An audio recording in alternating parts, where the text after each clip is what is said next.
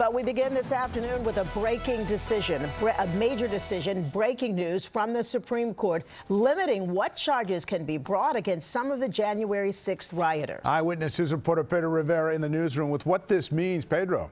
Yeah, this means a lot, Sandra and David. Today's Supreme Court ruling is expected to have a ripple effect on hundreds of defendants who were charged for their alleged actions on January 6, 2020. Of those about 1,400 defendants facing charges from that day, about 350 of them will be impacted by today's ruling.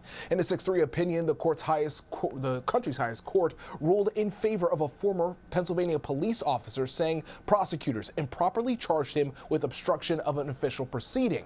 The judges calling the government's application of the law overly broad. That obstruction law was enacted in the wake of the 2002 Enron scandal, which prevents the destruction of documents to destroy key evidence of financial crimes. The focus of the High Court was whether a law created to prevent the destruction of physical evidence can be applied to disrupting congressional members from certifying the 2020 election.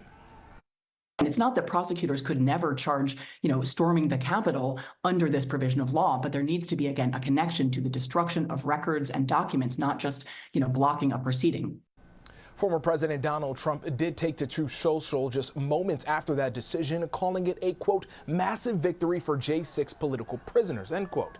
But Trump may be benefiting from this ruling himself.